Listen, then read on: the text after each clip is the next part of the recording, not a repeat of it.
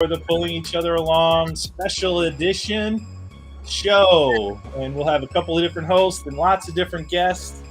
This is going to be introducing a kickoff to our, really, in my opinion, of course, I could be a little bit biased since I'm one of the brain children of this whole concept, the Pulling Each Other Along concept in the book.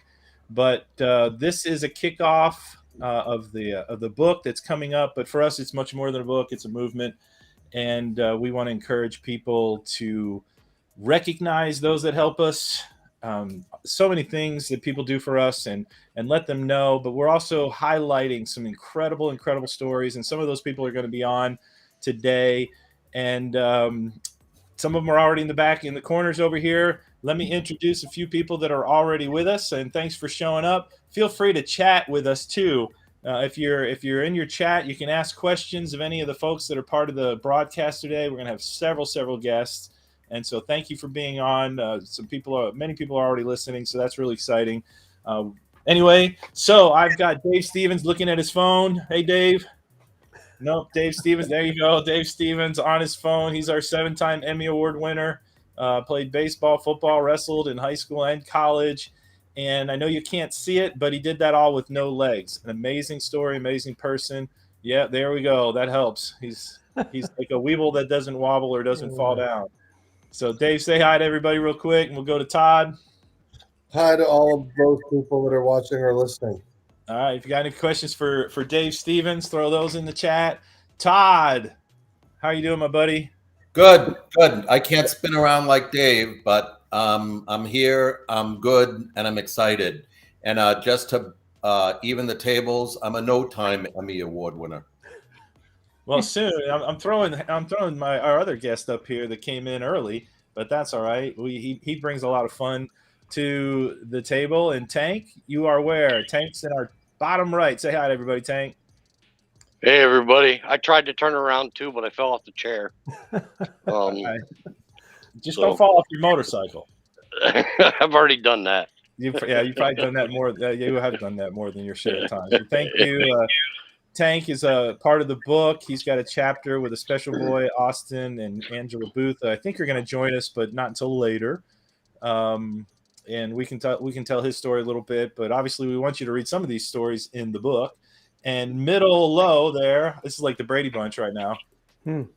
Middle low, we got Dave Geist, part of the hosts of the Pulling Each Other Along show. Dave, I love showing this picture of you. I just have to do it to these new people. There you go. Whatever it is, there is Dave Clark, who will be joining us later, and Dave Geist. Back in younger days, I call them the Colgate Boys. They co-owned a very famous baseball team called the Indianapolis Clowns, played for that team. Hank Aaron's original baseball team that he got signed for as a professional athlete. And Dave closed that whole world out. Yes, he did. Dave Clark. And I don't know if were you part of the 88 season? Not 88, no, up through 87. There you go. So you almost closed it out. Almost. And then bottom left, we have some great folks. It's like almost our Southwest Florida for the most part time frame right now. Now top left. Introduce yourselves. We got David and it's Angela, right? Anjali. It's like that's one of those names I'm not used to. So welcome to the show, Anjali and David.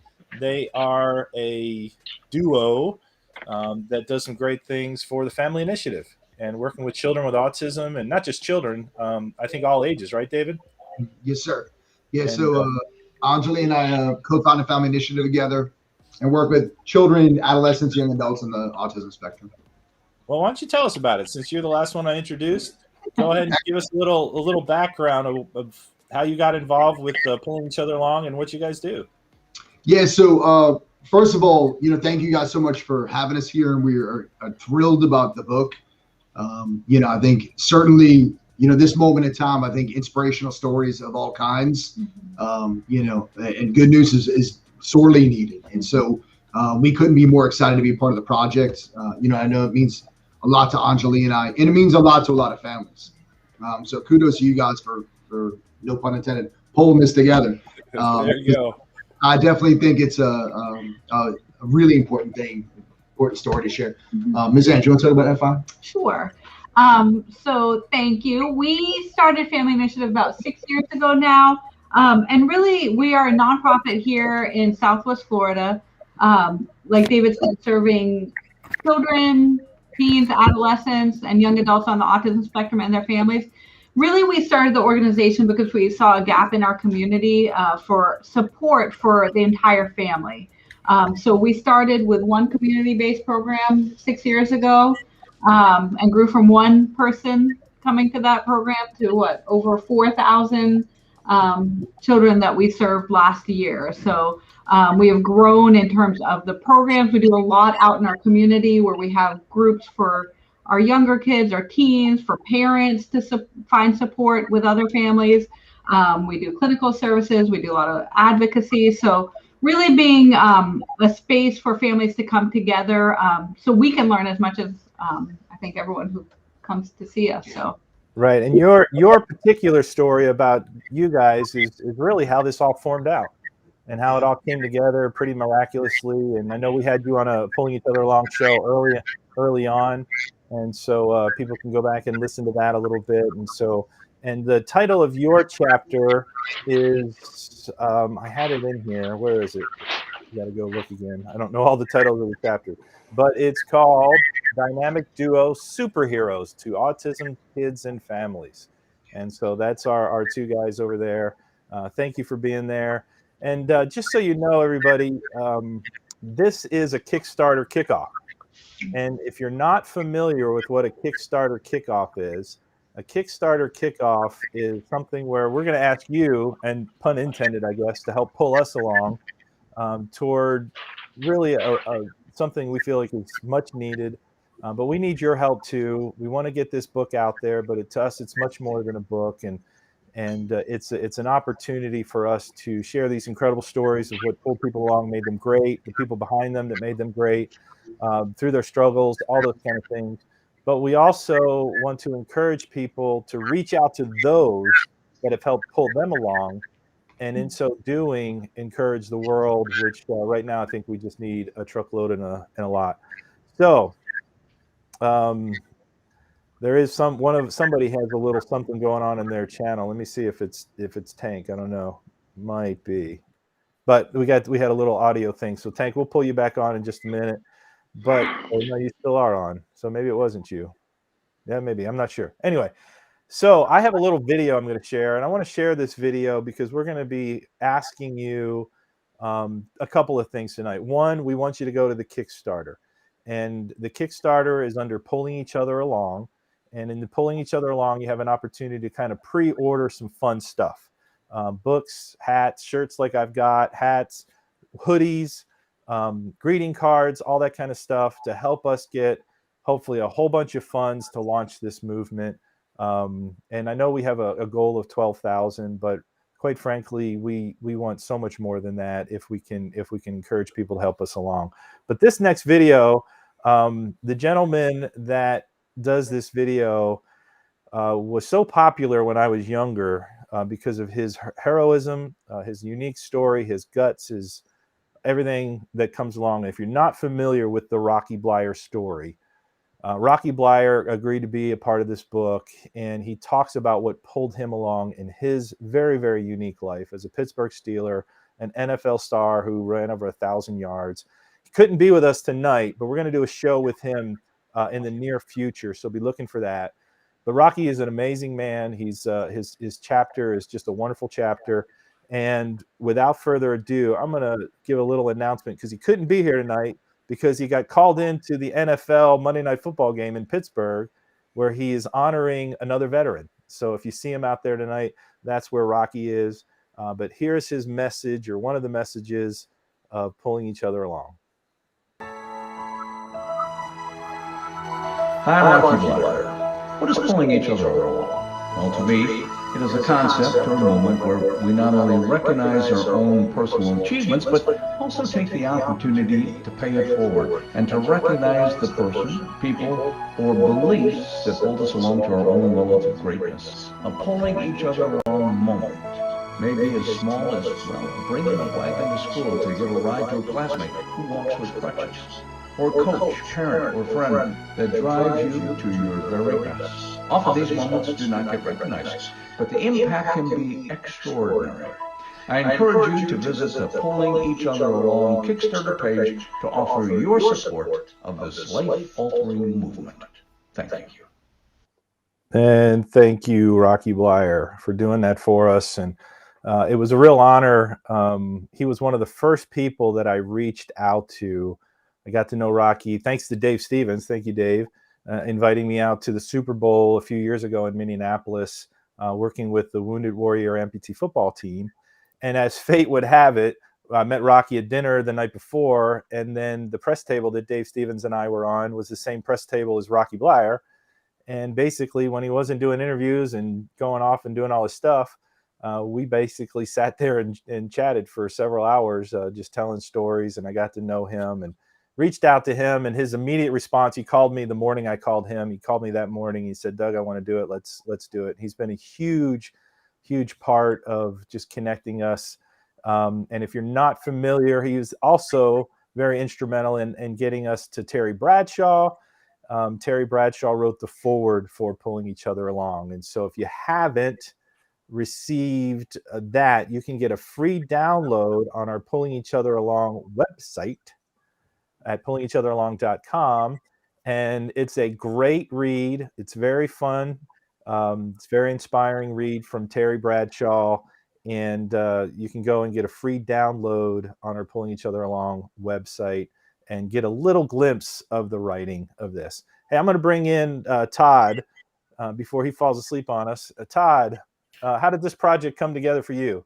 My eyes were open. I wasn't asleep. It's just we weren't in church or at the temple. Hey, it's just the level that my computer's at makes my eyes look like they're closed. But the project was I've written number of books, all dealing with people with differing abilities. And I had in the back of my head somewhere the dream to do a Chicken Soup for the Soul type book, a compilation book of incredible stories. And didn't know how to put it together, even though I know that the world has thousands and thousands of these stories. One of the first people I reached out to, just by luck or circumstance, was this guy I was connected to on LinkedIn but had never met, and that was Doug Cornfield. And I knew Doug's and Dave's story, reached out to Doug and said, "This is what I'm trying to do. Would you like to submit a chapter in the story? In the book?" And so Doug and I put our heads together, and Doug presented an idea to me that took the book in a little bit different direction. And we became business partners who had never met each other. And I don't want to say I handed over the reins to Doug in the story. In the book. And so what you got going there? It's not me.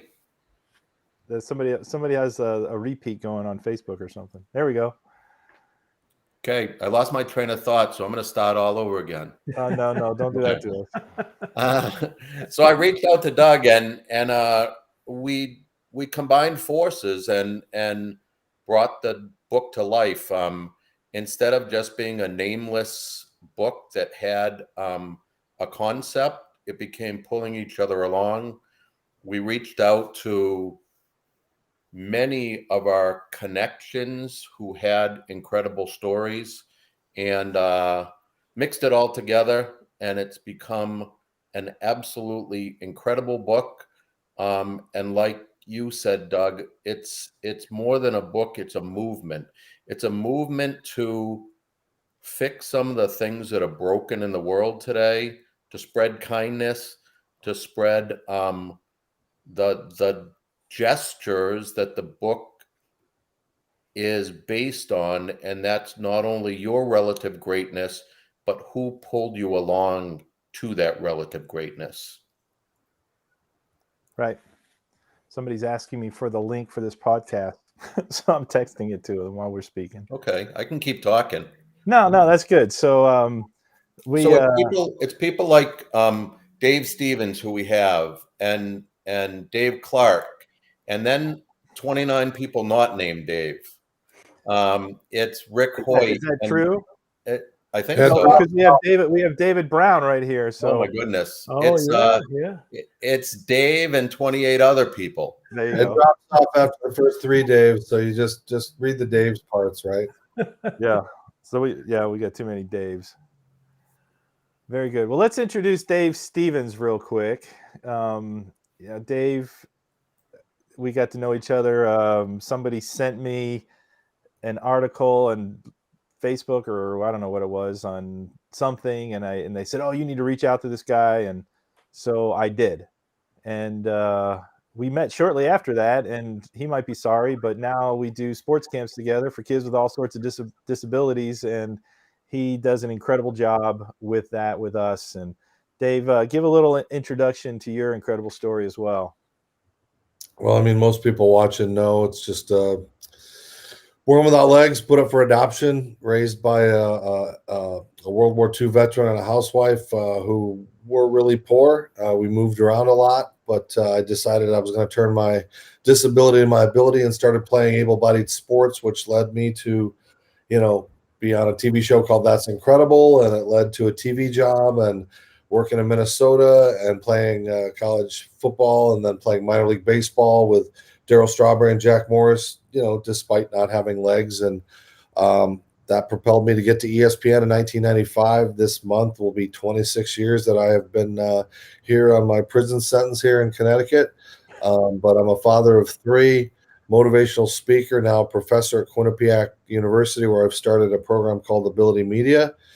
And thanks to Disability Dream and Do for really giving me a huge part of my legacy and allowing me to help showcase Dave's story and my story, and letting those kids be the focus of some of those stories, like Lil, a child who is blind, who we're up for an award. Hopefully the results come out this week. I was talking to our friends up in Hudson Valley. We're waiting hopefully by Thursday or so for the answer of that. So I've lived a blessed life.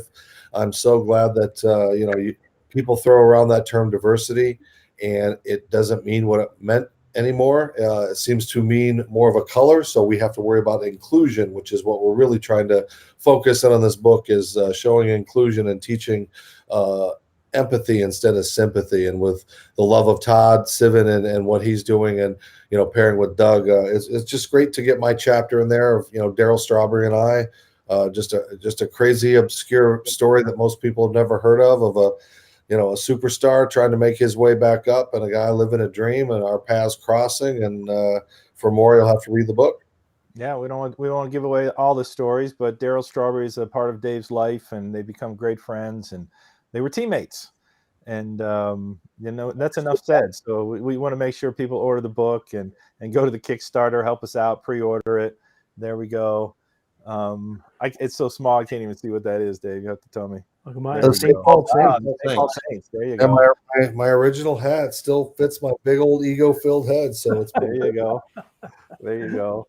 Well, one of the things that I wanted to show, when I first met Dave, he had me pitch to him in batting practice. And there we go. Here we go.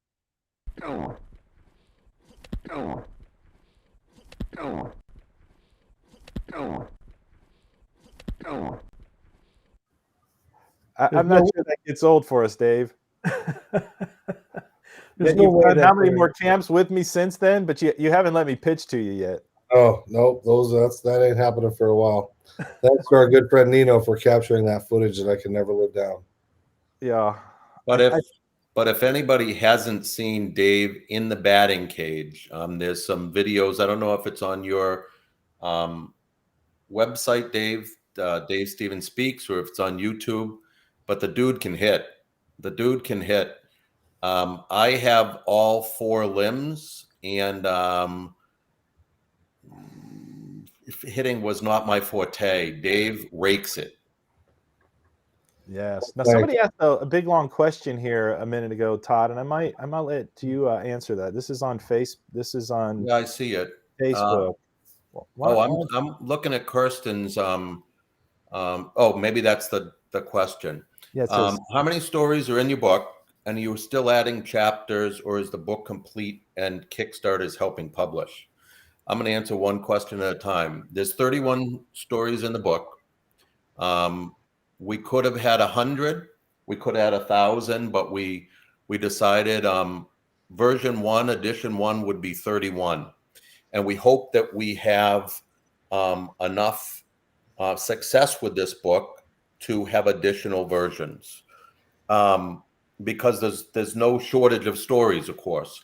We're not adding chapters right now. The book is at the printer, and in a perfect world would have been out by now, but living in the COVID world, everything in the world is backed up. So printing is backed up, publishing is back up.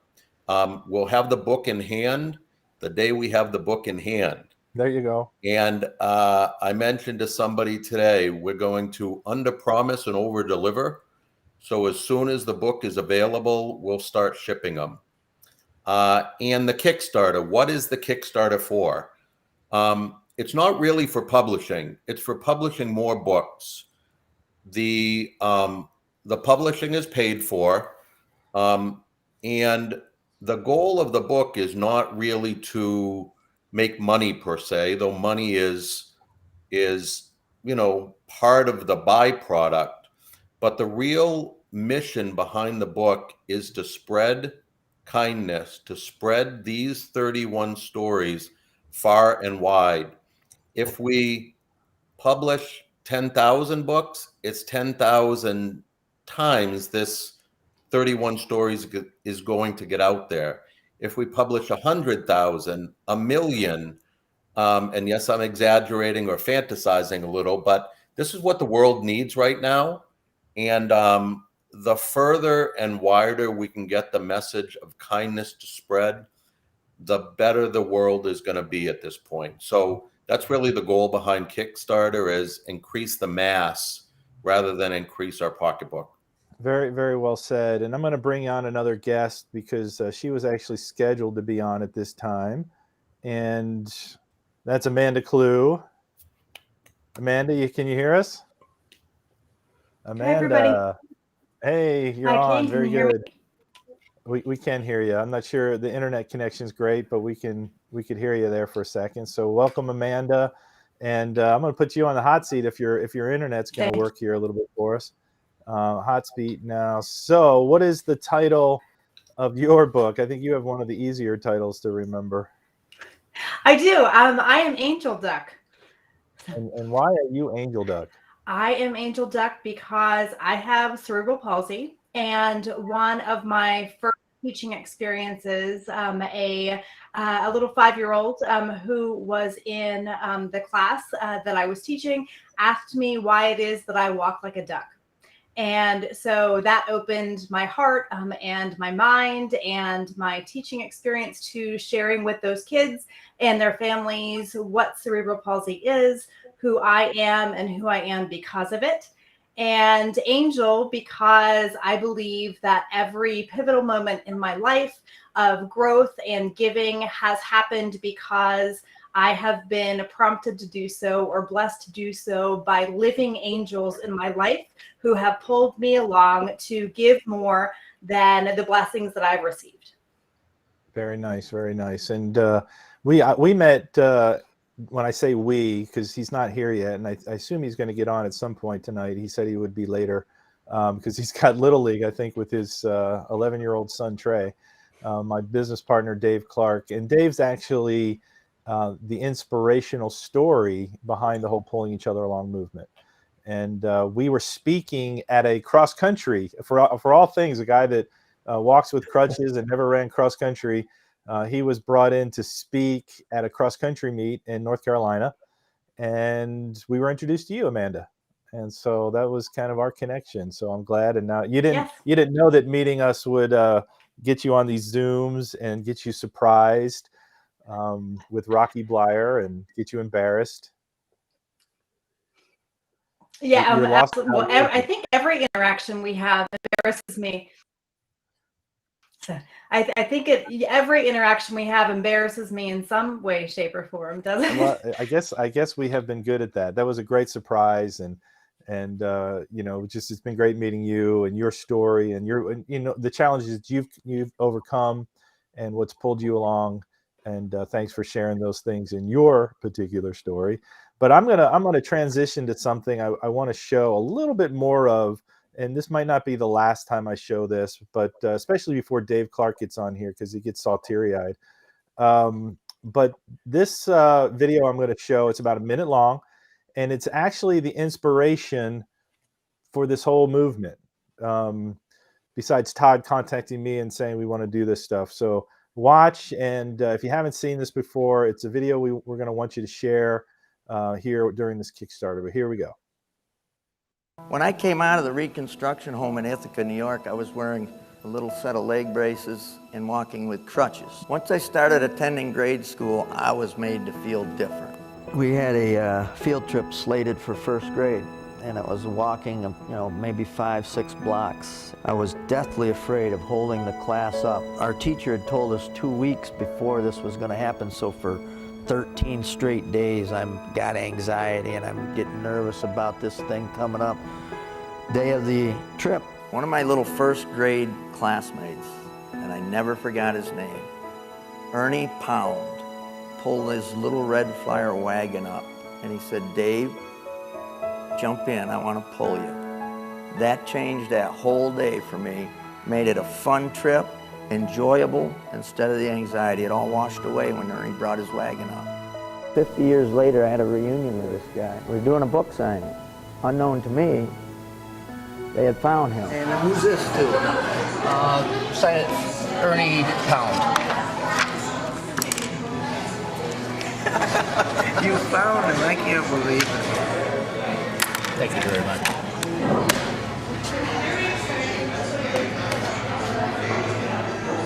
Still gets me, because 50 years later, that guy didn't know what he did for me, but he does now.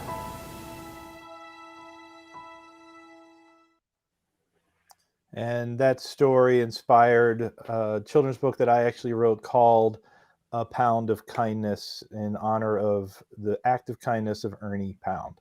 And I don't know who out there, that was the first time they've ever seen that video. But one of the things that I'm amazed about that particular story is that I've shared it thousands and thousands of times and don't even consider myself like too much of an emotional guy. But I still have trouble sometimes actually getting the words out when I share that story.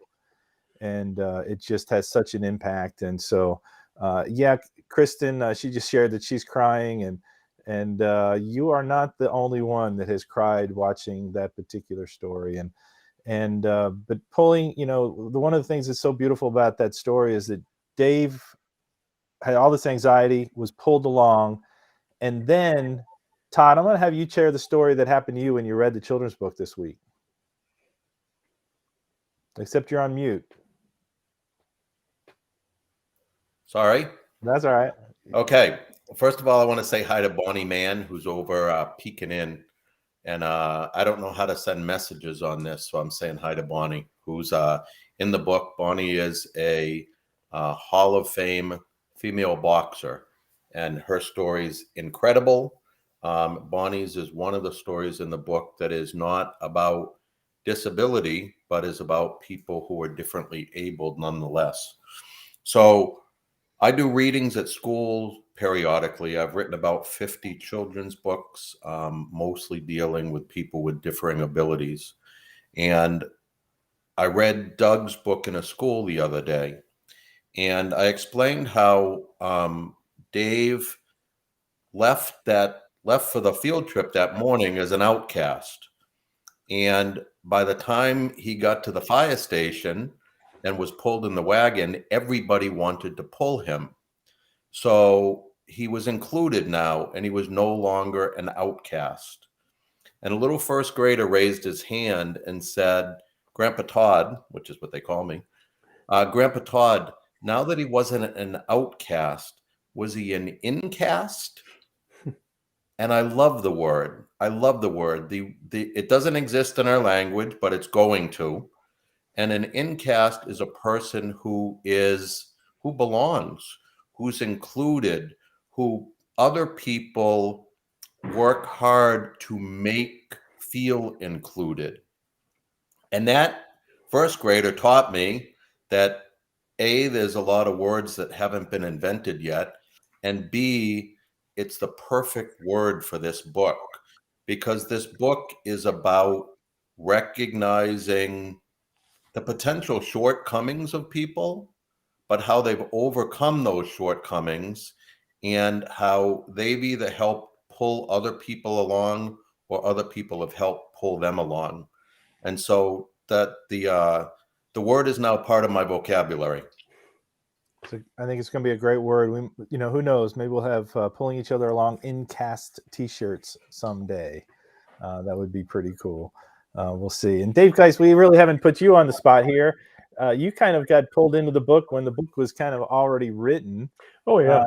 But give us a little background on you and how you got pulled into all this stuff. Well, I guess my background really goes back to the early 80s when I met Dave Clark. Actually, I met Dave Stevens before that at a Twins tryout camp in Minnesota. I cannot forget ever meeting Dave Stevens. I mean, he's just one of a kind. He was just truly inspirational even back then when he didn't even mean to be. What is that? The force is with you, Dave. Yeah. And then after that, I did meet Dave Clark back in the early 80s at his baseball camp down in Florida, and ended up being a teammate of Dave's and eventually a co-owner as well. And I guess my first time with you guys was when you guys had me on as a guest. Yeah, we had you on, I think, one of our first guests. Must have been just totally bored and out of people to bring in, but I was happy to do it. And well, we just wanted to get better at it before we brought in people that there you go, people that mattered, of course. But it's been a pleasure, and I've really enjoyed being a part of this. Meeting all these very inspirational people, meeting Todd, meeting all these people that are in your book. It's truly an honor to be a part of this, even though I'm just kind of on the outskirts of it, which is great. It's perfect. But what you guys are doing is amazing. I think the reasoning behind it is incredible. It's got to be shown. It's got to be grown. And it's just, we got to move on with it. So why do you have that particular hat on? Well, I've got this hat because I can't seem to get another one, Doug. Because somebody's terrible at mailing things. Is that what you're saying? That's all right. So the story behind that for Dave wearing that particular hat is that I have been very, very bad. I hate going to the mail and mailing out stuff, and I always have more to mail, and I've got other stuff I want to give him, so I haven't mailed him stuff yet, and so that's a bad excuse for why he doesn't have a hat. And so he wound up one show just making a hat. That's the thing is, Todd, I don't know. Do you like it? We should take a poll out there. Anybody that's listening in, is that a hat that we should replicate? The Dave Geis pulling each other along hat. Yeah, you can sell it for at least a nickel. It's the book is about people with differing abilities, or no abilities at all. So it sounds like a hard no. I don't know. Wow. No, it's possible that Dave Geis has two left hands. Yeah, that could be. Well, I can't even do stick figure, so it's like a work of art for me. Anyway, Dave, the other David, I want to bring you into the hot seat again. Just tell us another story of some of the great things that you're doing with the Family Initiative. Hey, so the thing to us, Doug, that I would say that I obviously love the theme of the pulling each other along, and I know for Anjali and I, it's funny because we're actually tonight going back and forth with a bunch of our parents that we work with, and to be candid, I think for whatever we've done, our moms and dads are been exceptional and have led the way for us, and I've been a source of strength. I think a vision to have any of what we do possible. And so I'm grateful for all them. I know some of them are watching tonight on Facebook. And so, the gratitude we have. The one thing that Paul said, Doug, I just want to say real quick, that piece about kindness. Yeah.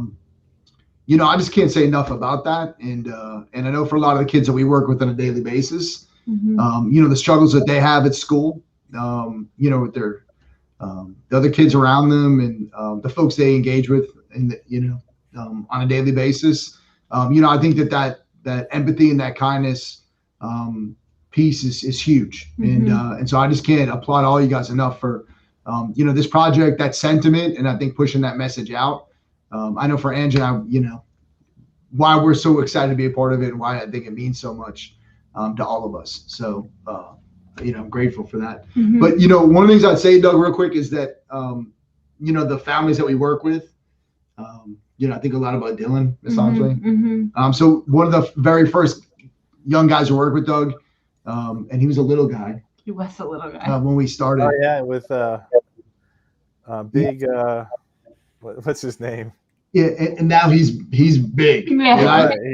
You guys don't call him little anymore. Yeah, he is not. He's not a little guy at all.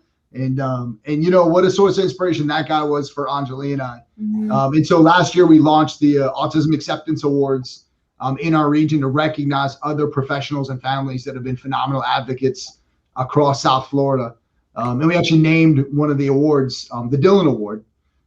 In recognition of Dylan and how special he was to Anjali and I and so many other folks across our community. And we had a phenomenal staff member of the ESC department for the Lee County School District won that award, and she serves as a parent advocate back to the school district to advocate on behalf of families about the needs that kids have in an educational setting. And so, you know, God bless Dylan, his mom and dad, who will always have a special place with us. And the big fellow, who's served as an inspiration for folks all across our community. So we love Big D. Very good. No, it's great what you guys do. I'm so glad we got connected through the Southwest Florida Foundation, now called the Collaboratory. And you know, it was just we're down in Southwest Florida. We got a couple of Southwest Florida stories. You know, you guys being one of them. Dave, kind of, although Dave's is really Dave Clark is a Corning, New York.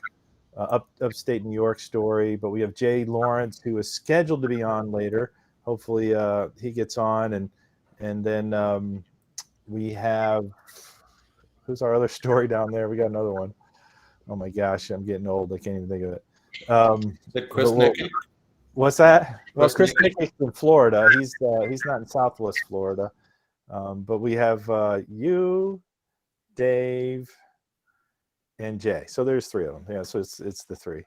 I know I've been saying three, but Dave's is kind of not Southwest Florida. I guess that's where I've been off going. So Dave Stevens, you got to liven us up. I guess he's good for people. I don't know if we want to ask that question. Oh no, I just did something. I just made my screen big. There we go. I don't want to do that. Dave Stevens, do you want to do your comedy act that you did the other day? I don't know if that's if that would fly. Dave had his first chance of doing comedy. Where was that? Somewhere near Los Angeles. Somewhere near Los Angeles. Culver City or something like that. I don't remember. So at least share what that experience was like. I don't know. I've never done stand-up comedy.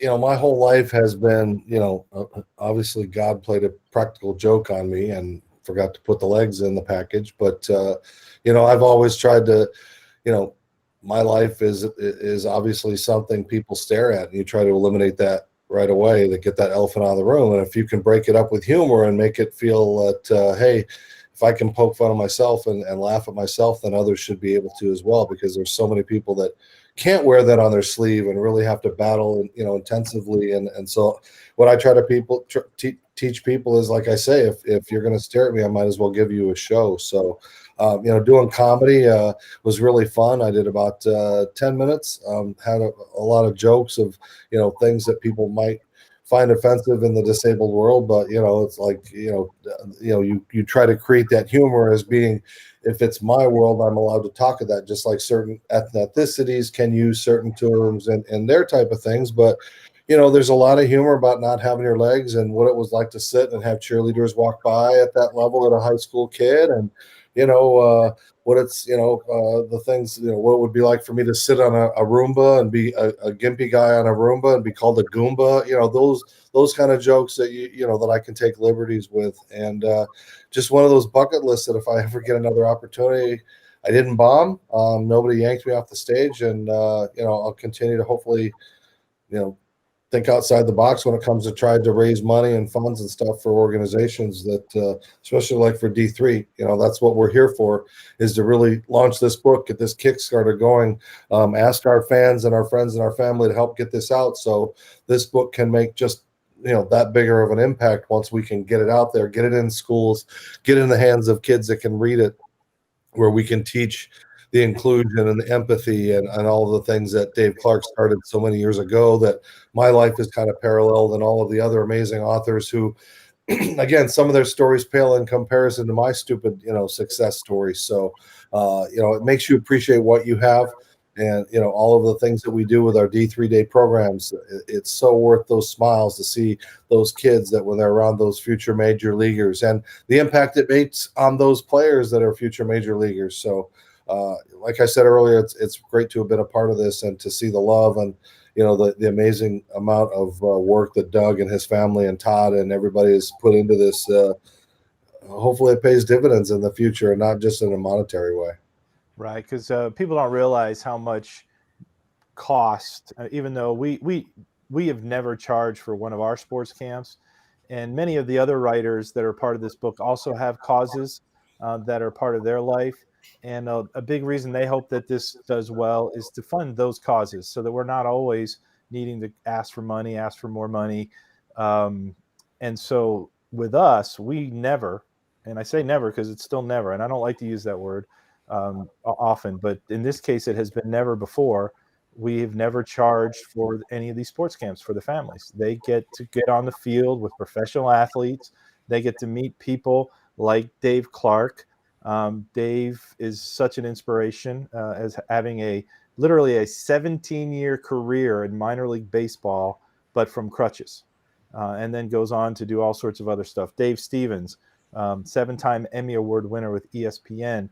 And I get to have both of my Daves on the field with these families, and it lightens their day because the parents get to see these incredible guys that didn't just let their disability hold them back. And and as a father, people don't know my connection to this. My son was born with no arms, or virtually no arms. And as a father of a young child, you think, oh, he's not going to be able to do anything. And then I got to meet Dave Clark when my son Gideon was still not even walking. And it helped me to understand, just because you have a disability doesn't mean you can't do great things in this world. And my son Gideon is starting to do and has been doing some great things in this world. And for him, it's just the way he is. He has to do things differently. And for Dave Clark and Dave Stevens, they just have to do things differently. And for the folks that you work with, David Brown, they just have to do things a little differently. And so we get to highlight and show that. And so when you think about pulling each other along in all these stories, we don't want you to just think it's a book. We want you to think it's an inspiration, it's a movement, it's an encouragement to go tell people how much they pulled you along in this life before it's too late. There's actually if I can give one little quick story, there's a guy that's working with us to help market this. And he had just had somebody pass away that had really pulled him along in his life. But his message went at the funeral. And he felt sad that he didn't get to tell him how much he meant to him before the funeral. And I'm sure he had in some ways. But, we want to encourage people to get that message out long before that sad day comes when we depart from this world. And so pulling each other along is much more than just a book. Right, Todd? Absolutely. It's, my head's going a bunch of different directions, because we always hear the phrase, is what we're doing going to make a difference? Okay. It's a big world out there. I think, speaking of comedy, it might be Stephen Wright or maybe George Carlin who said, it's such a small world, but I'd really hate to paint it. Okay. And it's true. Like, we think about what we do in life, and if holding a door or helping someone cross a street or introducing somebody to a person who's differently abled is going to make a difference. And I always think that it's that type of attitude that hurts us. If it makes a difference to one person, that's what the goal is. And if we can multiply that by 31 times 31 times 31, we can make a difference in change in the attitude and change in the way people look at people with differences. And I think that's the real goal of the book, is going to sleep at night and knowing we did everything that we possibly can to make somebody's life better than it was before. Very good, Todd. Dave Stevens, what you got? I hate to bow out. Sadly, with my rock star life, I've got to appear on another baseball podcast show at 8. So I just want to tell everybody thank you for letting me be part of this, Todd and Dave and everybody joining us. Again, great, amazing stories. I'm excited to hopefully see it come out. And again, anybody following me on Dave Stevens Speaks and watching on this channel, give us a help. Get this Kickstarter going so we can make that impact, make a difference that Todd is talking about, not just in a monetary way, but where we can start getting this in the schools where it's everyday reading that we teach, at an early age. So thank you guys, and I appreciate you guys. Thank you, sir. Thank you for being a part of this. Thanks, Dave's been a Dave. big part of my life for 5 or 6 years now, and so we haven't kicked you out yet. So you're doing good. All righty. Have a good night. Don't forget to give us a shout out on that other podcast. All righty. We'll talk to you later. Hey, Doug. Yes, sir. I know this isn't about money. However, Kickstarter starts tomorrow, though we may have leaked it out a little bit tonight. Yeah, we might have leaked it out already a little bit. Yeah. And I don't want to use the word goal because there's minimum goals, there's stretch goals, and then there's like, really, wouldn't it be freaking awesome goals? That's correct. The only thing that's posted up there is the minimum goal.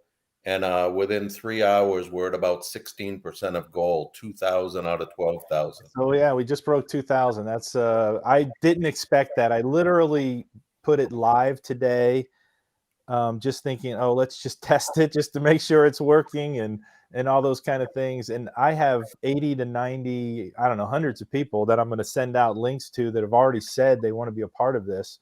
And I haven't sent them those links yet. They don't have my link. And so, but it's like, don't delay. Go to pullingeachotheralong.com, get a perk, get a hat, get a, there's some extras. Todd, I don't know, this is new from the last time I did a Kickstarter, but there's some extras where you can buy like my Pound of Kindness book, or you can get a hat or a t-shirt. And one of the things that I'm getting, I think an extraordinary amount of positive feedback on, is a greeting card that we've created. And the whole concept behind the greeting card is that you can get some of these greeting cards. It's going to say in the outside of the card, the front, it's just going to say, thank you, you pulled me along. It's very simple. But in the middle, it's going to say, thank you for pulling me along. You've been an incredible source of encouragement during my life, and I just wanted you to know. And it's got a little picture of the wagon of Ernie pulling Dave from the children's book. And those cards can only be right now received through the Kickstarter. And you can get those. And our encouragement is to not delay and to send those people that meant something to you in your life, and to take that 3 seconds to sign a card to them. There's some extra room if you still know how to write longhand. And some of us don't know how to write longhand anymore. It's a really sad situation. I had to relearn how to do my signature when I was signing the children's books. But go ahead and get those old skills out. Write somebody a note. Tell them how much you appreciate them. And this is just a wonderful way. And then if you have some extra funds, grab an extra book. And when those come in, send them the book as well. We would really appreciate it, and share all those things that go along with the pulling each other along concepts. Hey, Doug. Yes, sir. Can I go quickly through the roster of the names in the book? Yeah. Nice. I think that's It's amazing the support we've gotten, the number of stories there, and just the diversity of the stories. I think it was really important for us to have diversity amongst our diversity. So we didn't want it to be all people with disabilities. We didn't want it to be all sports stories. We didn't want it to be all one race or one country or one sex. We wanted diversity amongst our diversity, and I think we did a wonderful job doing that. There's not as many short, fat Jewish guys in it as I'd like to see, but I'm in it, so that's okay. All right. but so in the book, we of course have Dave Clark, and we have Dave Stevens, and we have Rocky Blyer, and we have Willie Robinson, who a great story. He's a football coach, happens to be from well, he's in the U.S. now, right? But he's he's back. He's coaching for Georgetown University now. We have Michael Smith, who is a decorated military man. His chapter is called "Suddenly Left-Handed," in which because he became a above the elbow amputee, and he's the only above the elbow amputee still in the military. Although he just retired. Okay, cool. Good for him. We have Zappos Adaptive Clothing Line, a great chapter. Zappos acknowledges the fact that disability is the largest minority group in the world, and many companies don't take care of these people with adaptive clothing. And so both they and Runway of Dreams have been huge factors in the adaptive clothing industry. Challenged Athletes Foundations. Chris Nickick, who is the first person with Down syndrome to ever complete an Ironman. And on and on and on, because I could do the whole show just naming who's in it. Amanda Clue is in it. Bonnie Mann is in it. Baxter Humby, who is a one-armed martial art champion. Right. So it's just it's a who's who. Well, two of our champions just got on the screen, and I'm gonna. Dave, do you guys want to hang out, or you guys want Dave Brown? Do you guys want to hang out, or you guys need to get going? I want to be respectful of your time. John's crazy socks, Kirsten. Exactly. Dave Brown, do you guys want to hang in there, or room? Yeah. Full? Somebody. Oh, I got to get rid of some people because I'm gonna get out because my wife wants me to hang with her. Oh, really? Well, come back in if you can, because I need you. Okay. But if she needs you, then that's good. So no, I've got to pull trying to some be a nice people. husband.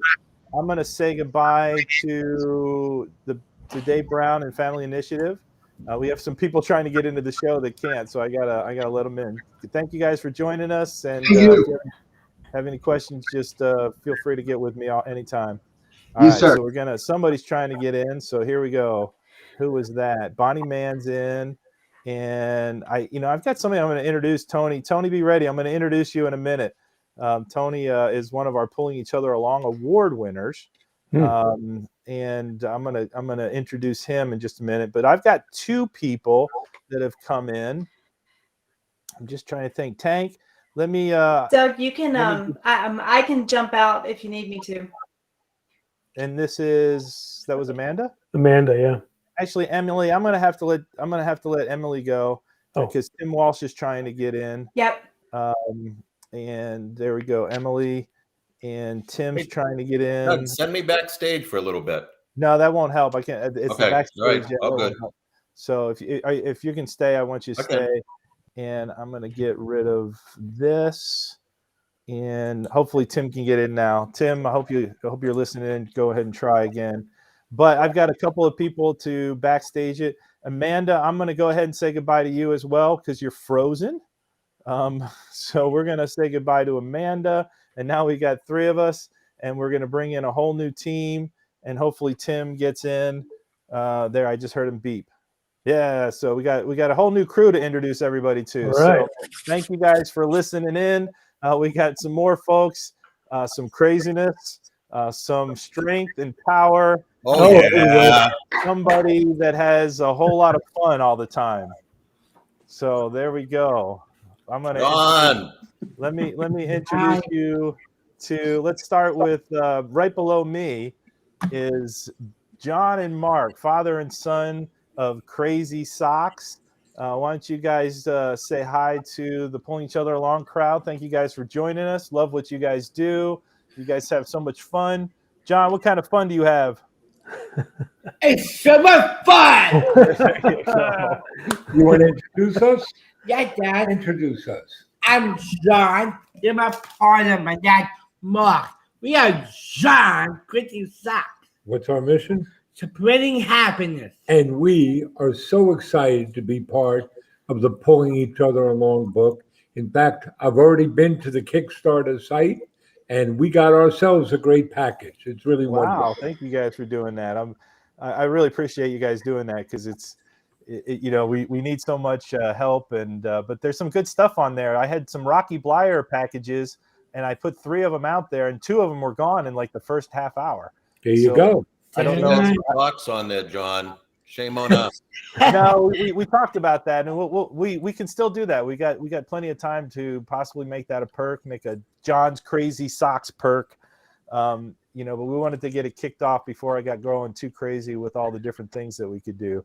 But we could put a package, put a winter up if somebody had enough that John would come to your house and shovel your driveway. Oh, yes. That'd be great. I'm pretty good. I can play stuck with you. I can play stuck with me, and I go knock a door And hand out socks. I hand out socks. I can be Santa Claus. Well, maybe we'll talk about that, Mark. We'll do a John's Crazy Socks perk.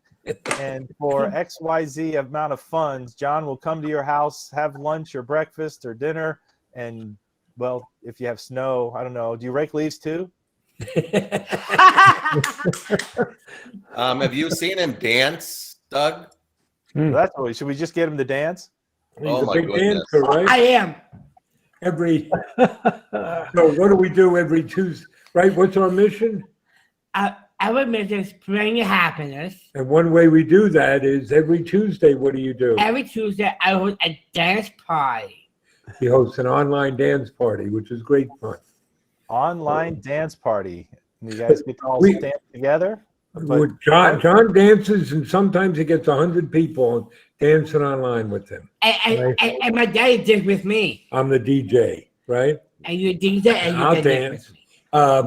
We had a good example yesterday of pulling each other along. Yeah, Yesterday was the New York City Marathon, and my eldest son, your older brother, Patrick, ran the marathon to honor John and raise money for the Special Olympics, which was a very cool thing to see, right? Yes, I'm so happy.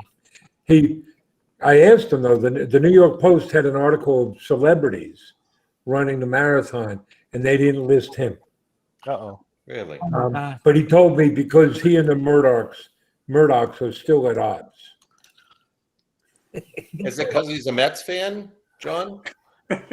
Are you a Met fan? Oh yeah, I just let you know, I am a Mets fan and a Mets fan and Jets fan, and I learned how to be suffer. He knows how to suffer.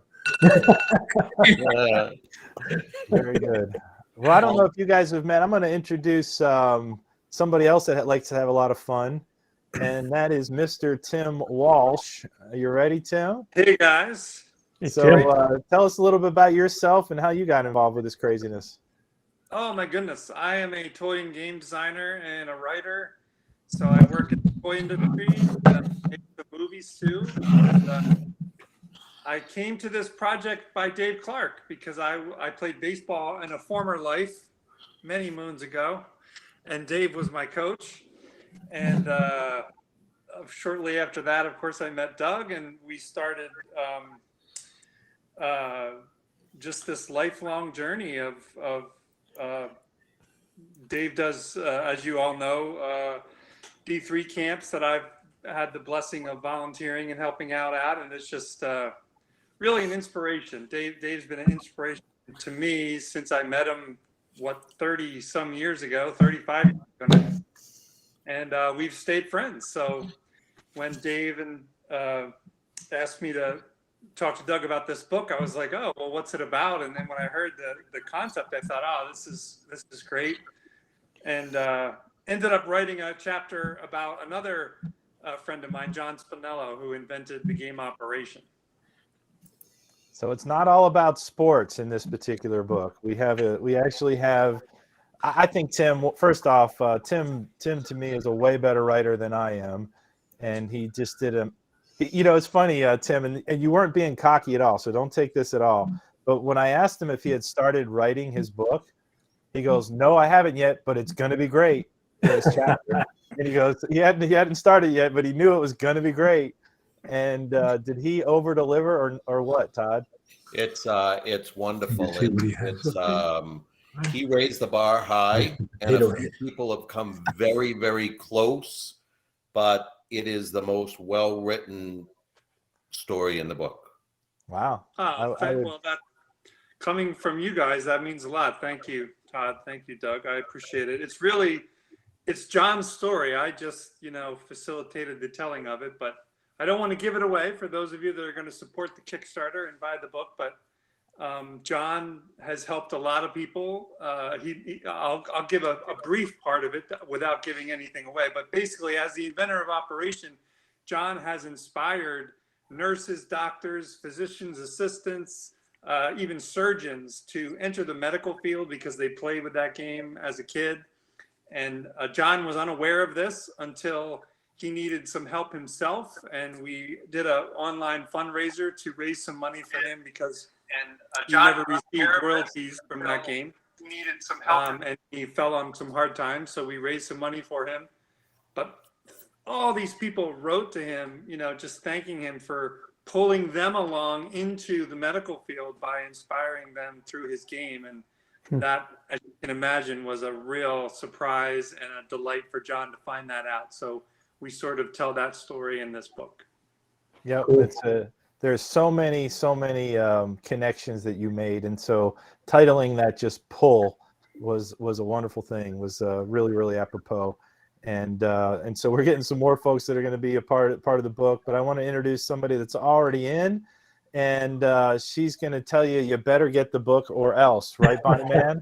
That's right, or else. Or else. I think that's what that's what I said today to a group of people. I did had a speaking engagement at Elmira College today, and then afterwards went to Elmira College has, for the first time, a wrestling team, and they have men's and women's. And so they're the first ones in upstate New York to have a women's team. Wow. And so I went over and watched their practice, and let's just say everything spilled over because I talked so much about pulling each other along and the book and the Kickstarter and what was going to happen that they wanted to talk more even after their practice. So I met with the whole team and spent about 40 minutes with them. And then after that, I had a group of 4 and we continued to talk some more. I said, well, I have to go now. I'm supposed to be somewhere to get online, but it was great because I used Ava Page's, your video, Doug, that you showed us a couple of weeks or a week and a half ago, I guess. Yeah. And, let's just say more than one person did not have a dry eye in that house today after part of the story I shared. And I read just a little bit of my story. And then that was the closing video, and that just capped it all off. Well, just so happens, I think Ava's going to join us, so I don't want to play it when she's here. And since you just mentioned it, I'm going to go ahead and take a small break for everybody, and we're going to watch a video of Ava Page, who wrote this song when she was 14 years old, wrote and recorded it when she was 14 years old. And she's part of the book. She's an up-and-coming star in country music and writing and performing. But she had to take a little pause because leukemia almost took her life. And so she's back with us. She's back to performing. And here is her song called When Hope Comes In.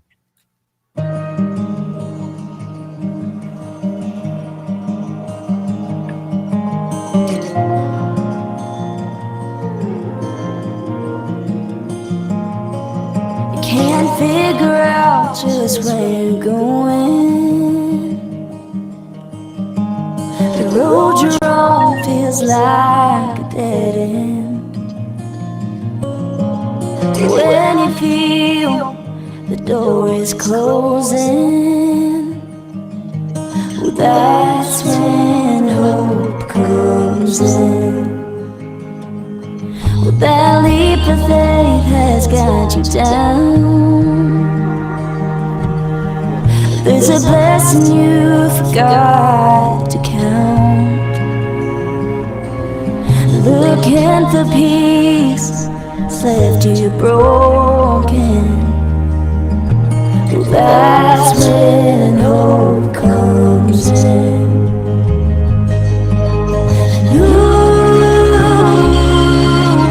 Life can change when you least expect it to. It's amazing what a twisted fate can do. You're never through, no matter how much you've been through. So no matter how your story looks, there's still chapters left in your book. Just when you think you've reached the end, that's when hope comes in.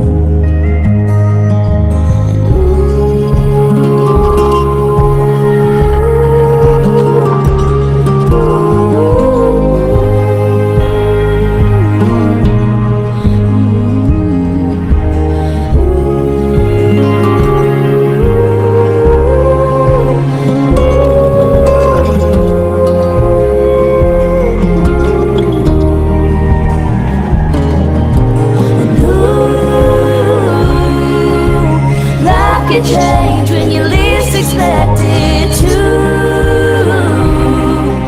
It's amazing what a twisted fate can do. You're never through, no matter how much you've been through. So trust whatever you believe. There's a reason why you dream your dreams. But just in time, like a long lost friend, that's when hope comes in. Yeah, that's when hope comes in.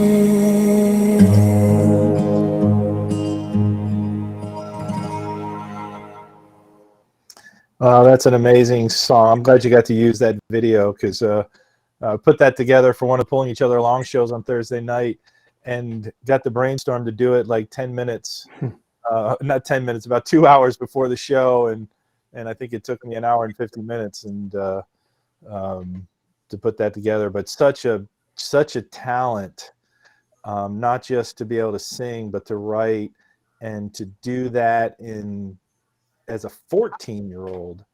And then now to go through cancer, and she talks about her the people that pulled her along in Nashville, and so thank you for being able to share that, Bonnie. Hopefully, you get it's a little long to play a 3-minute song these days. Back in the day, 3 minutes was nothing, but in today's 10-second world of video, sometimes it's hard for us to pause for that long. So, Marco, is that the first time you'd seen that video? I have you on. I had you echoing, so hold on just a second. There you go. Mark, was that the first time you guys had seen that video? Yeah, that's quite moving. You like that video, huh? I do. Yeah, well, I think Ava's going to try to jump on. She's in a songwriting session, and she was going to try to jump on. So when I see her, we'll grab her in, and I got somebody else to bring in. I'm going to see if it. Wow, I've never done that many before. Let me pull. Yeah, we've never had that many people on before. But Dave, I'm gonna pull you off for just for a second. Hi, Lauren. How are you? Have you met any of these guys? We got Lauren Lieberman coming in. She does some great things. She's a part of the book. How'd you get involved with this, Lauren? Well, you called me and I did. invited me to the book, and I just thought it just sounded like such a wonderful project. And I think so many people in our lives don't get recognized for all the support they give us. And I was in 100%, and I've been meeting the most amazing people along the way, and I just feel like this is just such a blessing to be part of the book. Now, you just had something big happen, right? Getting some exposure of the sports camps that you do with is it HBO? Yeah, we were on HBO Real Sports a few weeks ago, and I can show some of that tonight as well. And it's really heartwarming to see. They did a follow-up actually, because the kids were interviewed in 2015, and they did a wonderful story then, and then they followed up with some of the same kids this time. Right. That's crazy. And so did they get to see some real kind of, I don't know, improvement? Because we've seen that with our camps, with our disability camps. We've gotten to see them through the years. Dave Brown was talking about that just a little bit ago. And, literally some children, you think, oh, how are they going to do anything? And then years later, they're like, wow, they're doing incredible things. So it's really cool to see all that. But thank you for being a part of the book, the exposure of it, and just sharing your story. You primarily tell them what you primarily do as far as the folks with the limitations that you work with. Yeah, sure. Well, I'm a professor at SUNY Brockport in adapted physical education. And what I do as part of my job is I run a sports camp for children who are blind and visually impaired called Camp Abilities. Started that camp at Brockport in 1996. And now this is our 27th summer of having camp, our 25th summer face-to-face. And we are really fortunate to have such a really strong following and families supportive of us, and then kids that come year after year. And now we have camps all over the world, Camp Abilities programs all over the world. And I've been fortunate enough to go to many of them. And I just came back in August. I was in Kenya, and we keep going now. Now people are starting to do face-to-face again, and we're starting to take off with a lot more camps this summer. And I'll talk a little bit more about that later when we talk about the links and like where to find more information. Yep, very nice. Well, you can go ahead and share, at least your main website, even though this is the kickoff for the Pulling Each Other Along show. We want to kick off what you're doing as well. Oh, yeah, sure. So our website is campabilities.org. And on that website, you will see the HBO Real Sports video on there. And then the one, if anybody's interested in finding the newest one, they can email me at lieberman@brockport.edu. And Kirsten Olson Calhoun asked, are there any Camp Abilities in New York? We have 5 Camp Abilities in New York. There you go. Almost anywhere a child lives, hopefully there's a camp within a few hours of them. And a lot of our kids go camp hopping, where we try to not overlap our camps, and so that the kids can actually go from camp to camp to camp, just spend the whole summer doing sports camps with their friends. And you should see their faces when they find out that they come to our camp and they find out that their friends are doing the next one and the next one, and they're jumping up and down and screaming. I said, is everybody okay? And they're like, we're doing Saratoga together. So fun to just see their enthusiasm for not only sports camps, but just being with their friends and other kids that are like them. Right. Well, that's great. There's somebody I've been wanting to pull in here. And we're going to get to Angela and Tank here in just a minute. But I have a Todd. I'm going to put you on the sideline just a little bit, because we got people trying to get into the booth, so I've got to get people moving in and out. But I wanted to introduce Tony. Tony, I'm going to put you on the hot seat really, really quick. Thanks for joining us. Hi. Tony had a unfortunate accident many years ago. And just real quick, tell us about your story. But Tony was a Pulling Each Other Along award winner way back in the day. And so he's down in Southwest Florida as well. You got the Pulling Each Other Along award at the Hammond Stadium. But quickly tell us your story and and then we got to move on and get some other folks onto the program.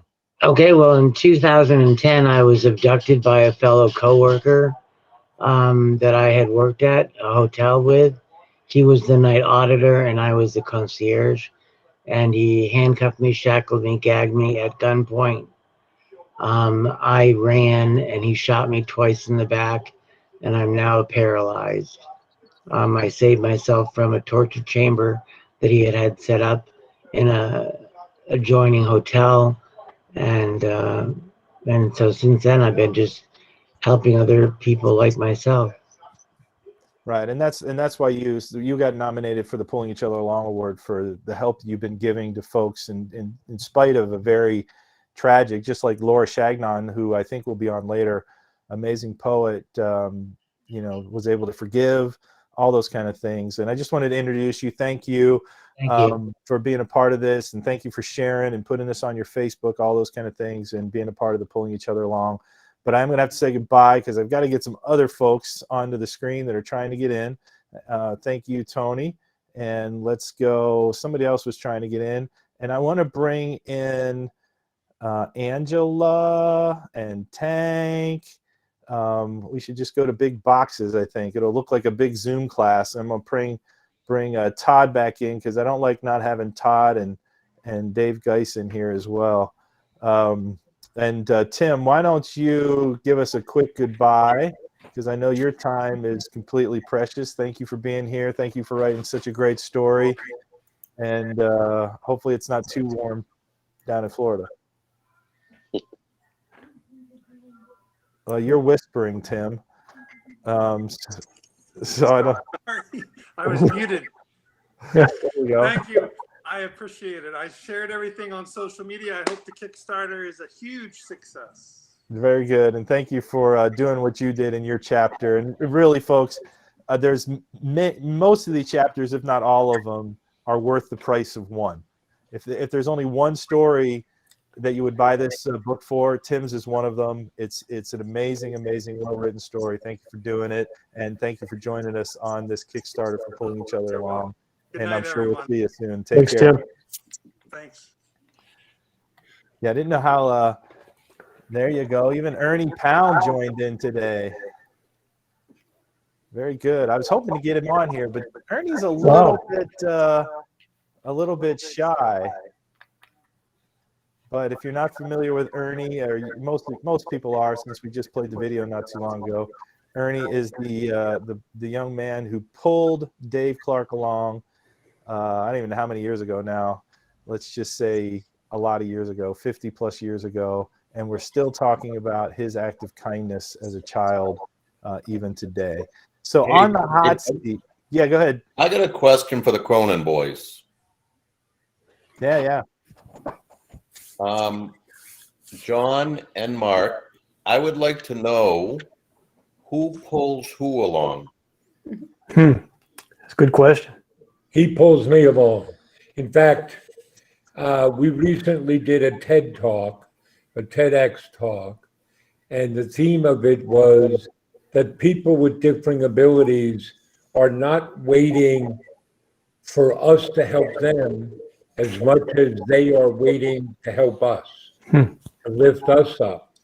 And in that TED Talk, I shared some some deeply personal issues with our family that John helped lift us out of.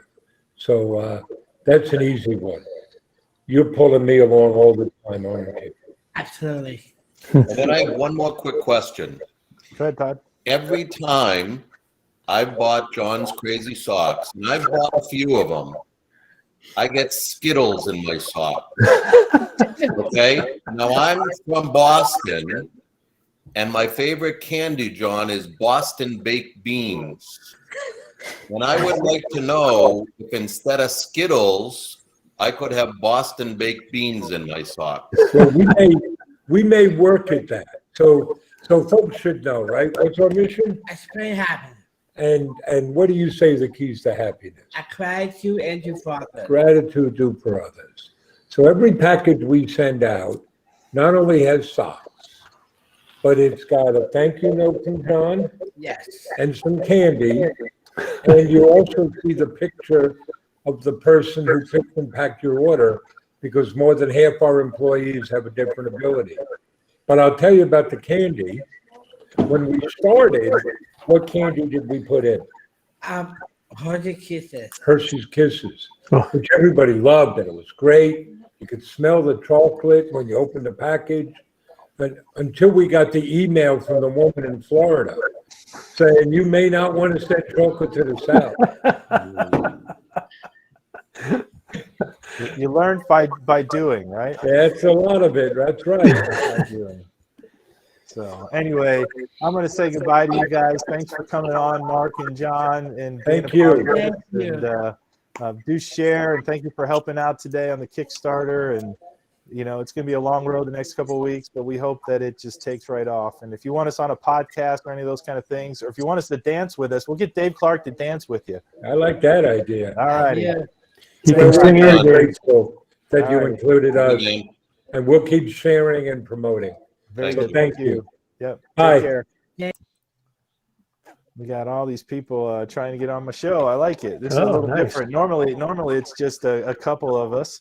I want to put on the hot seat Tank, and let's see here. I have so many more people on the screen than I normally do that we got. And Dave Clark hasn't shown up, but I think he was Must be extra innings. Must be extra innings with the Little League going on. Tank. Two more people would be like the Brady Bunch. Well, something like that. But I don't pay enough for the service. It's already expensive to get. I don't know how many. There's like how many guests you can get. I don't know. I can get more, but 10's enough, I think. So, Tank. Sir. How did you get pulled into all this? I met you at a flea market, oddly enough, that we never go to, and just First time I'd ever been there. and it was probably the second time or third time in 20 years that I'd been there. I overheard you talking to the people at the restaurant, the servers, and I heard you saying something about the book. And I walked up and introduced myself and said, "How can I help?" Yes, And told you who I was, and we just hit it off, and been really we've been connected ever since. Great. I've met probably the all-star cast of life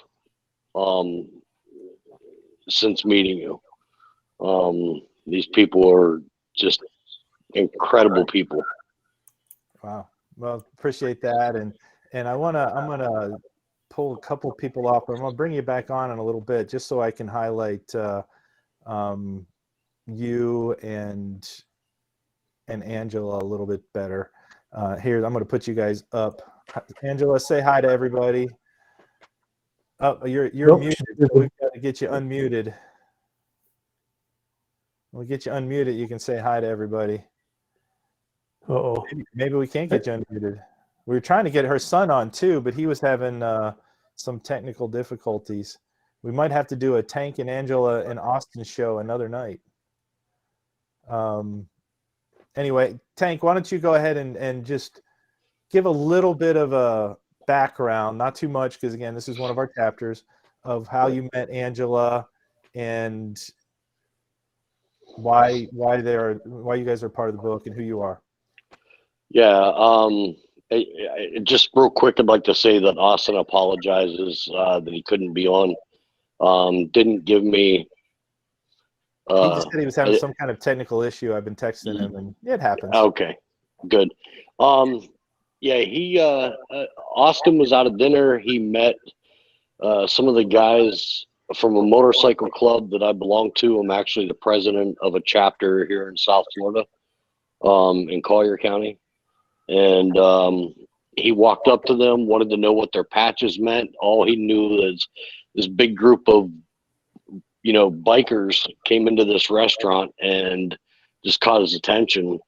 And coming to learn that Austin has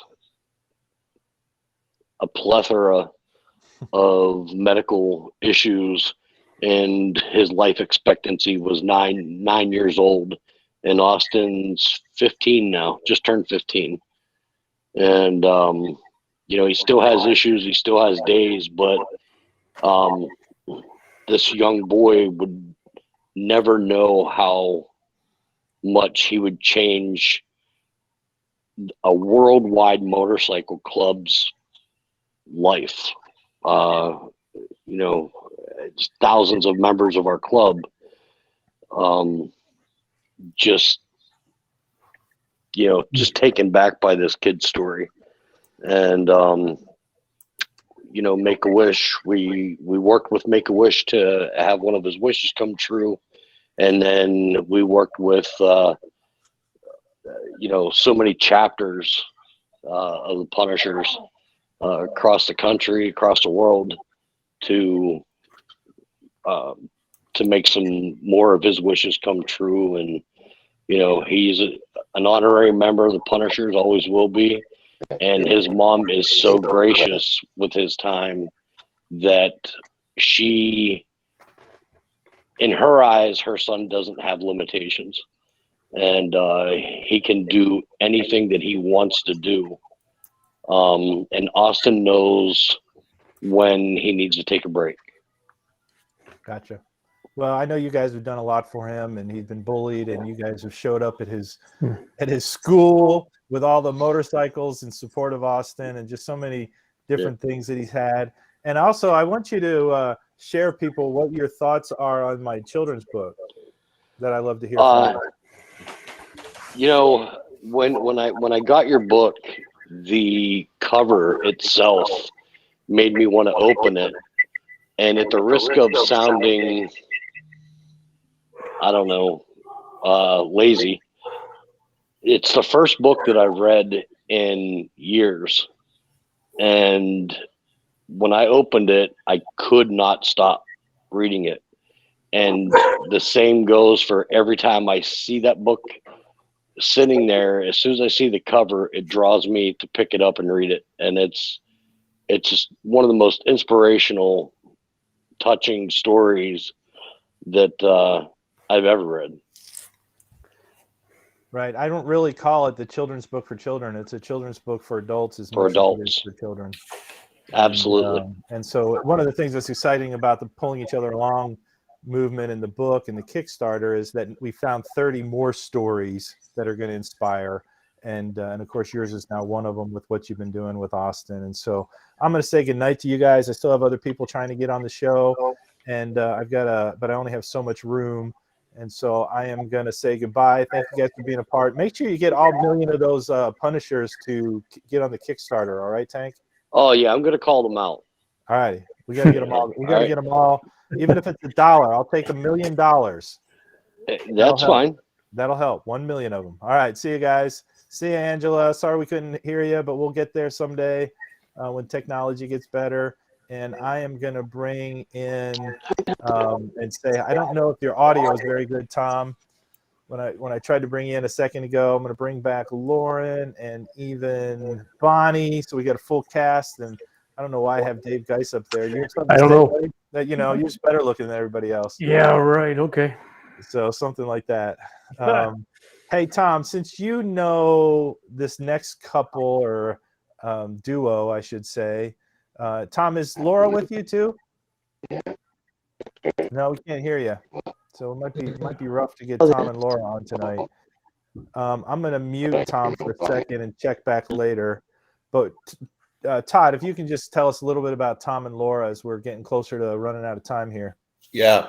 Laura is a gifted poet. She's published, I'm going to say 5,000, but it might be 6, 7, 8, 9,000. She's an endless well of poetry. And that by itself doesn't get her in our book. She has published 6 or 7 books with me, poetry books. But here's Laura's story.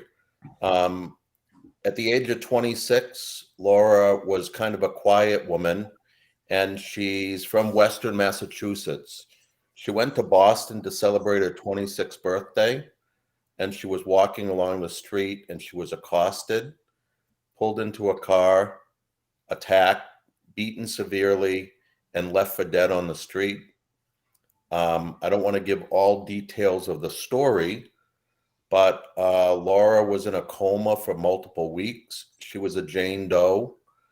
She had, her family didn't know where she was. And of course, these were the days before cell phones and computers.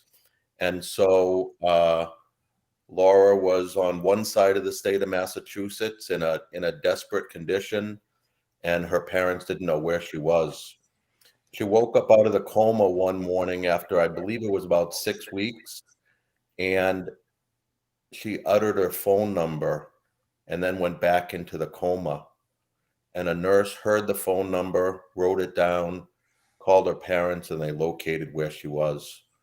That's all I'm going to tell about the story, except that Laura and her soulmate Tom now speak at prisons around the state of Massachusetts, and Laura's message is one of forgiveness. And I don't know about anybody here. It's awful hard in my mind to forgive after such a horrible act, but Laura let it go, and she lives a very, very productive and fruitful life and helps pull other people along through her story. And there she is. Let me pull Laura up just for a second. I know Beautiful their audio lady. isn't working. Just give us a wave or something if you can, Laura. Thank you for being a part of this. I'll check in to see if your audio is working a little bit better. Tom, is the audio on again? Can you No, hear us? no, there's still very, very choppy audio. So we'll have to try again with you guys. But thanks for joining us. You really do want to hear Laura's poetry, and her story is again another amazing story of the Pulling Each Other Along book. And Bonnie, did you see that last comment? I did, and Hank, you can't have my hair. This is all I've got. I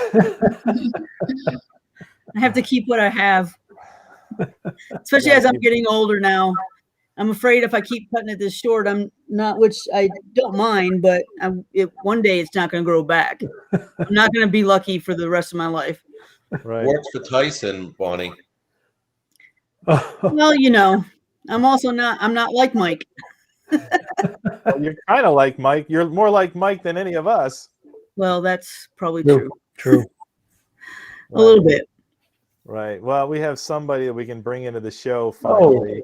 Why don't you just show up 2 hours late? Finally got off the Little League field. And now he's advertising ESPN. It was Nike the other day. Now it's what, you're with ESPN now? Yeah, I just got done with a Little League interview for ESPN. Yeah. How'd that go? Did you give a shout out to Pulling Each Other Along? I did. Hi, everybody. Coach. Good to see everybody. Coach. We got Lauren on right now with us, Bonnie Mann.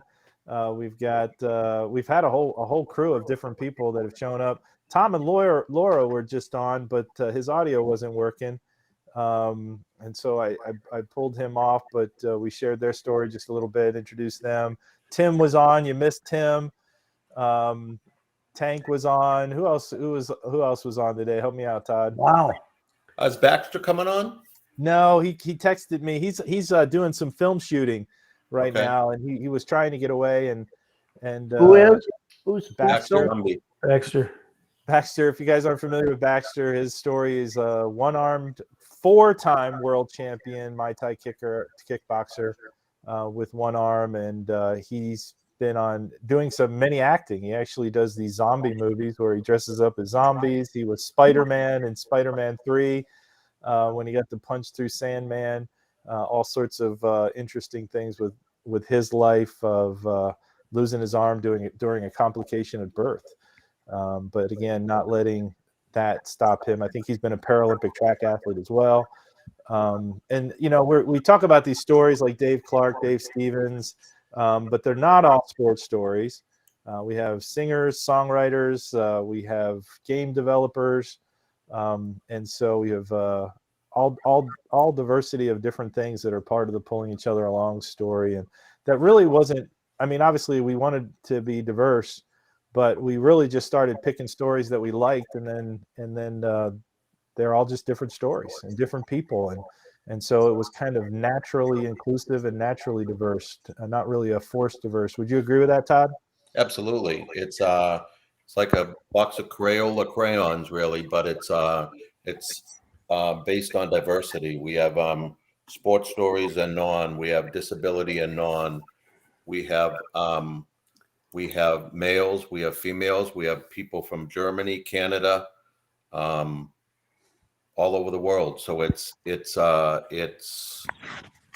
organic. It became diverse through very organic. Right. I know Laura, you're wanting to try to show a video, but I think I'd have to have that here. You can't share a screen with this particular thing, but if you've got a video to send me, we can get that on another show and highlight that. Is that from the HBO? Yes. Yeah. So that would be good, but I'd have to have it here on my side to have that. Yes, Dave Geist, Dave Clark is in the house. Yes, it's an amazing thing. He's in the house. I want to share a story too, if I may interrupt. Yeah, go ahead. And this I mentioned on yesterday's show, but it's kind of exciting to me because the goal of the book is not to be one book, but maybe a whole series of books. And we reached out to quite a few people, most who accepted, a few who didn't. And in the infancy, we reached out to one person who didn't feel it was for them to be included in the book. And then just the other night, after they saw how this came together, they reached out to me and said they're sorry that they didn't accept an invitation to be in the book. They hope there's a book 2 so they can be in it. And what can they do now to help spread the message that we're trying to get across? So, it's there's a waiting line, and that's very exciting, but still in the nature of that person or these people, the goal is not about their story as much as sharing the message of inclusion, the message of kindness. And so that's really exciting. That's what we're trying to build. And I think we'll run out of breaths before we ever run out of stories to fill the pages of these books. Right. Well, I hope so. And, and obviously with the folks that are still listening, just share, let people know, obviously help us out with the Kickstarter. Even if it's, let people know, even if it's $1 or $5, whatever they can spare, because the more people that hit the traffic, the better our numbers look, the better our SEO and all this stuff that is out there on the technological side that you don't realize helps the campaign. The more links that are shared, the more people talk, or Google pulling each other along, all of that stuff helps create activity, and it gets us out there and gets this movement out there closer to our low goal, which is $12,000.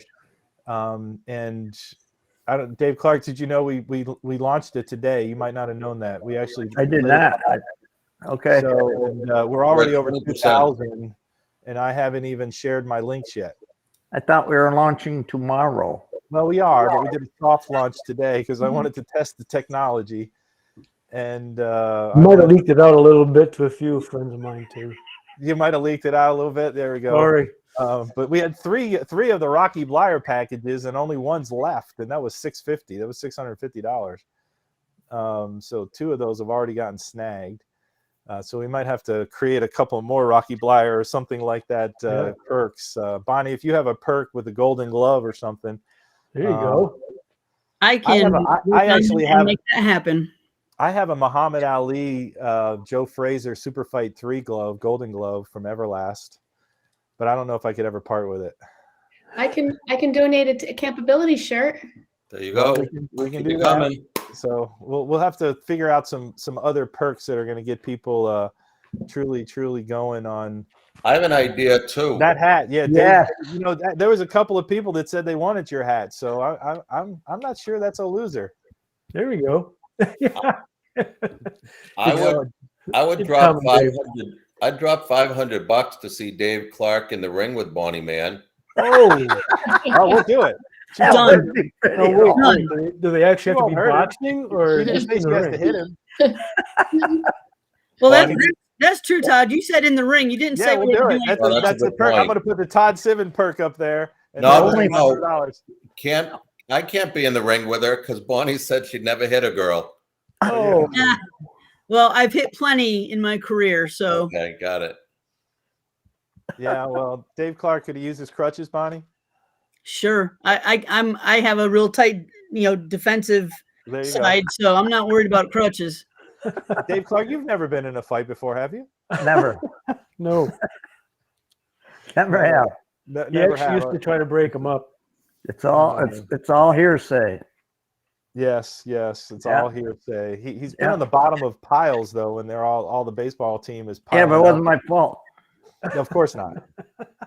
It was the umpire's fell fault. into the bottom. The man who promotes kindness. It was all kindness that you were promoting. You're protecting. I was trying from the bottom of the pile. Yeah, from the bottom of the pile when you couldn't breathe. So, is there any more questions from the people that are still listening to us? Thanks for continuing to listen. Bonnie, is there anything else you'd like to say? Because I know we didn't get a huge chance to have you speak, and Lauren will get you a chance as well. No, I just, I'm like everyone else. I just feel so blessed to be a part of this, and seeing, when you reached out to me, and just how I got involved in it was, Doug reached out to me, and I've been writing. And when he did, it was obviously during the pandemic, and I'm like, well, I don't have a lot of other things to do with my time right now since the gyms are shut down. So sure. And, but I'll be honest, I was like probably a couple of the others where I didn't necessarily see a natural fit in the beginning. And that's just me kind of coming, within myself, because I saw like who some of the others were and kind of what the basis of their stories. And, but I'm glad that I said yes. So thank you. And I just think people are going to be amazed when they read these books. I'm super excited. I'm not a big reader, but this series, this kind of line of material is what I just live for. And I think there's going to be a lot of people that are just going to fall in love with, everybody that's in the chapter, not just them, but like you said, the people that are pulling them along. I know today it was so well received when I spoke at Elmira College and then to the wrestling team. And I know we've got some new fans today after just that. So I'm excited to see, where this goes, and, just see how some of these other people kind of get pulled out of their own shells because of some of the exposure that they're going to have. Right. Appreciate that, Bonnie. I know you got a question here from Tank. She goes, is Bonnie in Southwest Florida? You got somebody to box with her, Tank? No. So Tank, the Bonnie you're thinking about probably in Southwest Florida, that's Bonnie Canino. And she's also a world title, world champion. That's Bonnie Canino. And I've known her for 20 plus years now. But everyone gets us confused, except for she's got real blonde hair. Mine obviously is not blonde anywhere. And oh, come on, Tank. Come on, Tank. That would be a good fundraiser right there. I can fly down and we can have the whole Punishers, and we could really raise some money and put it to good use. Tank, make it happen. Make it happen, Tank. Bonnie, you paying $500 to see that one? Hey, we'll raise whatever we can raise. That's what we're here for, is to raise that money and get it to good use, not only for the book, and like you said, get it into the hands of kids and schools and wherever it lands. Absolutely. Yeah. My hope is that when people are watching this and we share these restreams, that they'll really think about the impact this can have on a lot of lives. And, like you said, $1, $5, $10, it's all going to add up. Yes, and every little bit counts. I think that's where, to me, I'd be happier if 1 million people did $1 than 10 do 100,000. I mean, we'll take either, but I don't know if I got my math right. I think I did. So yeah. So but we'll take. I'd rather have 1 million people know about this than 10. As far as getting the word out there. Lauren, any last words as we're going to try to wrap up? And there's a couple of folks that didn't show. I'll try to pull you back in here, Tom. Sure. Yeah. I just wanted to say thanks to all the contributors. I mean, I think it's really amazing that we're recognizing who pulled us along, because I think then other people who are reading it are going to say, who can I help? Because it's really like the trickle down effect. And the more people that recognize that they can make a difference in someone else's lives, I just think the world's going to be a better place. And it starts with our book. It starts with people getting the word out. And that's why everybody has to tell another person and give them the link to buy the book, or where they can purchase it. And I like Bonnie's idea of going around and being invited to speak places and share your story and share the book, because I think the more we do that, either as a panel together, I mean, Doug and I aren't that far from each other, or individually, I really think that it's going to help the power of the message that we're trying to send. Absolutely. And the more we share and the more we do the podcast and get the message out and encourage people to understand that one little act of kindness shown to this man many years ago, we are still talking about Ernie Pound to this day. Ernie's is a great guy even to this day. And so, Tom, how's your vocal doing? Is the audio on? Any luck? It's still very choppy. I know you've been a big part of this, and we love having you involved. Tom asked me, when's the book coming out, every day for the last 6 months, and at least via text. And we aren't making any promises, as was discussed earlier by Todd. We do have some hope of getting it sooner than later, but with COVID and all the weird things that have happened, we'll have it when we have it. And but it is under. Can you hear me good? No, it's still too choppy, Tom. Okay. So yeah, I'm sorry, but yeah. So, and Tom's been such a big part of this, literally from the beginning, and so we're glad that he's helping pull us along. He actually has an encouragement word for me every day. Not just it's been every day. So that's been really good. Todd, anything else you want to wrap up? And yeah, it ties into what Lauren was saying, and the vision here is the book is merely a vehicle. Okay, so what we hope happens from the book is people involved in the book, the 31 people involved in the book, they begin to get media attention. So we want to promote your organization as much as we do the book. My hope is that your hometown newspaper shares a story about your organization and the book, and radio and TV. And if we multiply the media and speaking engagements times 31, that's how it's going to spread. So I've often said that every public speaker should be an author, and every author should be a public speaker, because this is going to allow each person in the book to be able to tell their story and this story, and it will multiply. Yep. And every time somebody gets to hear about Bonnie Mann, they're getting to hear about Rocky Blyer, and every time somebody hears about Rocky Blyer, they're getting to hear about Dave Clark and Lauren Lieber and the great things she's doing, and even the story with the game operation, and just how that just turned around, and even Terry Bradshaw. We really haven't mentioned much. People, if you're still listening and you haven't gotten the foreword by Terry Bradshaw, go to the foreword, get the Terry Bradshaw on pullingeachotheral.com, and just read that, and you'll get a pretty good feeling of how some of these chapters are going to read as well.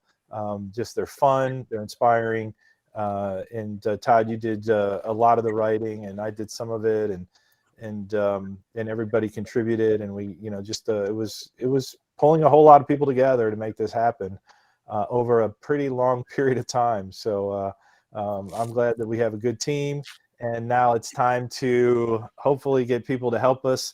I can't believe the Kickstarter is already at 2,000. 2,400, man. 2,400. So there you go. So pretty amazing. Keep it up, Tank. Get to all those Punishers out there in the world. Tom, all those people that you told me that are going to buy the book and want the book, get them out there. And the bigger this is, the easier it's going to be for all of us to sell our own copies as well. And Bonnie, I know you've got a lot of people. I hope to do some book signings since you're so close here with me. We'll do those together. And Courtney Runyon, we just had a show with her. You can go back and watch that show. And we'll be having some other shows tonight as well. So thank you, Tank. Thanks for all of you guys that competed. Let's all say goodbye. I don't know. I don't have any bumper music to say goodbye to. So Dave, you can hum. Do the whistle thing that you used to do. Oh yeah, there you go. Game. You always used to whistle. I got video of Dave whistling, blowing in and out. Take me out to the ball game. Whatever you want there to go, man. Why don't you take us out with a whistle? I can't whistle anymore. You can't whistle anymore. There we go. We better end it soon. Say goodbye, everybody. Thanks for pulling us along. Don't forget to do the Kickstarter, and we'll and check out the other shows that we have coming up soon. Thanks.